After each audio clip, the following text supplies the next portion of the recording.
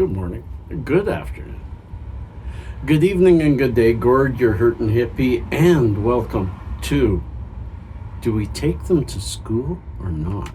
And I'm sorry, I gotta give you a spoiler alert. I don't have an answer to that question, but we can start the discussion. You can learn what I've gone through to try and decide this. I'm not the decider. I help, I pull together information, I talk with my ex-wife, but she's the decider as to whether my son goes back to school or not. So what is this all about? Well, you're about to see. I went to the doctor yesterday. You're going to go on the trip with me. You're going to have a little bit of music, a nice, peaceful, beautiful scenery if you like downtown. And Calgary downtown is pretty.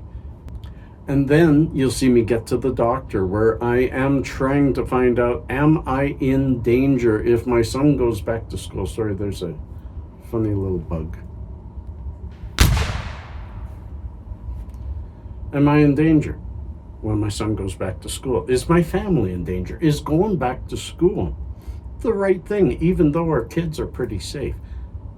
I was worried. I was concerned. And as y'all know, I've had some really bad difficulties, both with my head, my neck, my jaw, and my nose. So let's get at her. Let's go to Gorda yesterday, introducing the trip, the montage, and winding it down. And then come back to me, because I got more to tell you. I need to put it all together because I spent the whole afternoon yesterday debating this very subject. I'll be back. Good morning, good afternoon, good evening, and good day. It's Gord. And where am I going? What am I doing? I'm on my way, friends, to go see the doctor. For more than one reason, but I love this cherry tree.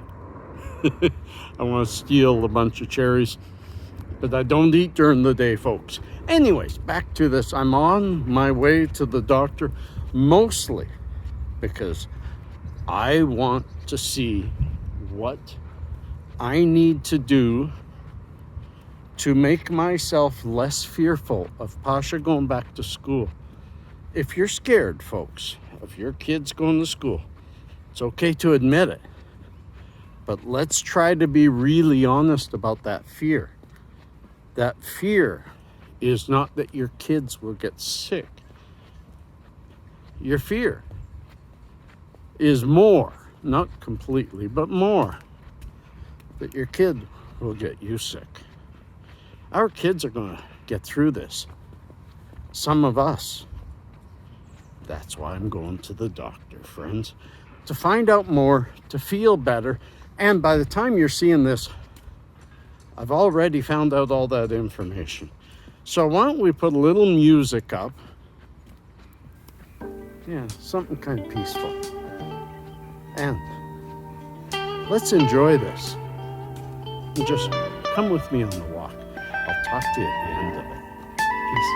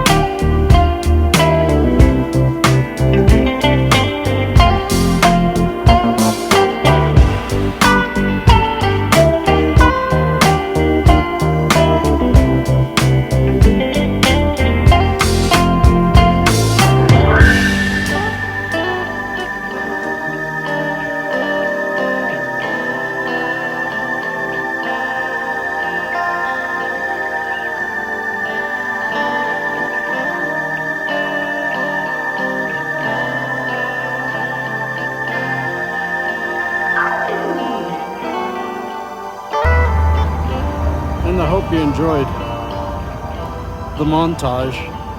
Now we're downtown. Finished the meeting with the doctor. Had a good meeting. And she agrees for the most part that this disease is mostly under control. Our hospitals are not overwhelmed. In fact, they are underwhelmed. And that we're ready for anything that comes.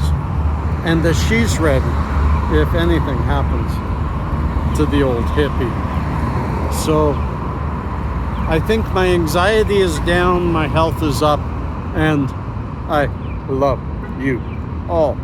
Peace. Well, we wound that all down, so pitter-patter, let's get at her. First of all, look at the temperature. It's going up to 34 degrees today, which means it may go 35 or 36. Too hot. Too hot. That's 100 degrees Fahrenheit. That's too hot for this guy. So I think I have to go to the doctors to get a little bit of medicine for my ears. I had to remember what it was for. And I'm hoping to do it early enough this morning so that I don't hit the heat.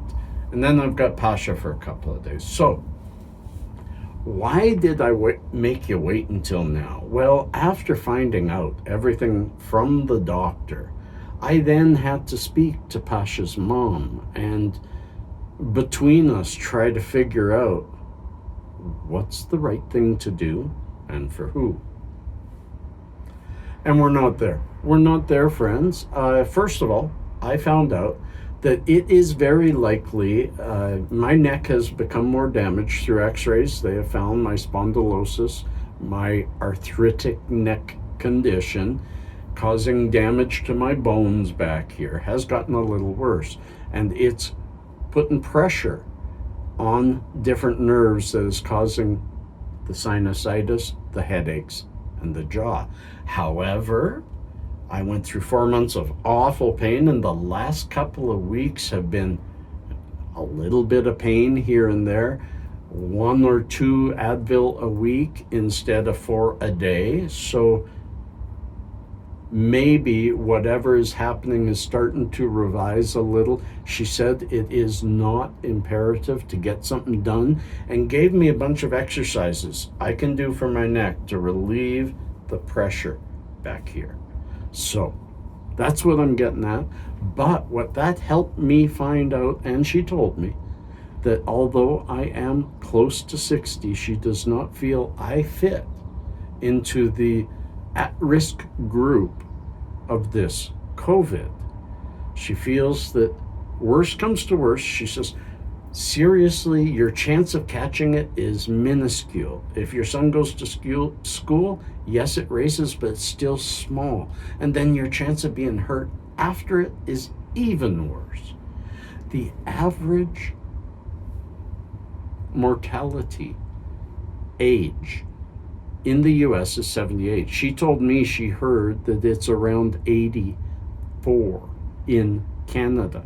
So I'm quite a bit younger than that, and maybe going to school is what we need to slowly develop a herd immunity. And I mean, it's a new virus. They keep saying it's a novel virus.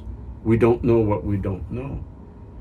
But people aren't getting horribly sick anymore, except for the really old and really sick. It's hard. It's hard. As I talked with my ex-wife, we discussed a whole bunch of things as to, yes, en masse, kids are better off in school with the social atmosphere and getting away from maybe difficult home lives and stuff like that. But our young boy, even though he has 2 homes, has very stable homes with lots of love and lots of care and lots of attention. And if we need to keep him home, for his safety and the safety of our family, while we find out what's happening, it might be the right thing to do. So where am I now? I'm on the fence, and so is his mama. And I don't blame her, because it's a scary thing, and information is so politicized that you can't trust what you're hearing from where. Even when I said, well, at least I've got the doctor's input, she said, yeah, but is the government telling the doctor what to say? And it's not conspiracy. It's when you're talking about the health of your family and your child, every little thing that you hear needs to be examined, understood, and a decision made, even if you can't find the decision to make. So we have a week to try and figure out, do we send Pasha to school? And even if we hold him back, what does that mean? I'm sorry this video doesn't give you an answer, but it does help you see how our wheels are turning and what we're trying to decide. Yes, I do think kids need to go back to school. I do think we need to develop some kind of herd immunity, and maybe through that we can. But we don't know what we don't know, and we won't know what's going to happen with kids going back to school in Canada until it happens in Canada. And do we just hold Pasha back and watch it happen and decide later, bring him to school a couple of weeks later if nothing happens? Those are things that are going through our head. And those are things that comments below and discussion and further discussion. This is why we need to stop being angry at people for having a different opinion and listen to their opinion and try to decide, do we need some of that information that they have, and do they need some of the information that we have? And stop being diametrically opposed because both of us have information that both of us need. This has to get better. We have to get better at it. And I think we will. So friends, I wish you well. I wish you peace. I wish you happiness, and I wish you health. And if any of those are missing, I hope you can find them, and I hope I can help you on that journey. Peace and cheers. Love and harmony.